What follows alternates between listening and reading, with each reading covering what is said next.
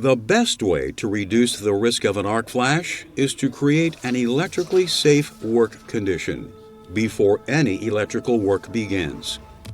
This starts with powering down or de-energizing the equipment you're going to be working on. But in recently updated guidance, OSHA emphasizes that simply de-energizing equipment does not eliminate shock and arc flash hazards. It's just one step toward establishing an electrically safe work condition. Another issue is that in many cases, it can be all too easy for someone who can't see the people who are working on a piece of equipment to turn the electricity back on again. That's why the power control system must be locked out and tagged after being turned off. This physically prevents the equipment from being re-energized. Your company should have written procedures for this in its electrical safety program, including up-to-date drawings and single-line diagrams that you can easily follow for all electrically powered equipment. But even when it's locked and tagged, equipment must still be treated as if it's energized and a potential arc flash hazard until it has been tested to make sure the power really is off. This means that the electrical workers who are servicing the equipment must continue to adhere to safe work practices and wear protective clothing and PPE. Another important step in creating an electrically safe work condition is establishing an arc flash boundary.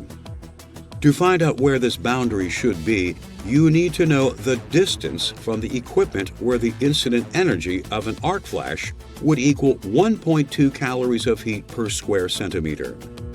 Fortunately, this information is typically shown on the equipment's label. This distance is where the arc flash boundary will be set up.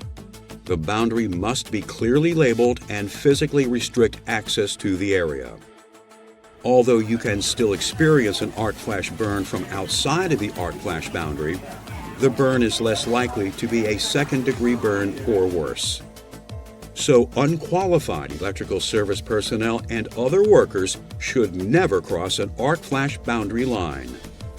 Even qualified electrical workers shouldn't cross the boundary unless they are wearing appropriate protective clothing and PPE with the right arc rating. When you are testing equipment to verify an ESWC, remember to use a known source of voltage to ensure that the test instrument is working correctly before and after you use it on each circuit part. This is called the live-dead-live test and will help to make sure that your results are accurate. Only when it is verified that the power is off does an electrically safe work condition exist. In rare cases, you might need to do work where an electrically safe work condition does not exist. This is called justified energized work. For instance, it might not be feasible to de-energize equipment when it could interrupt power in a hospital.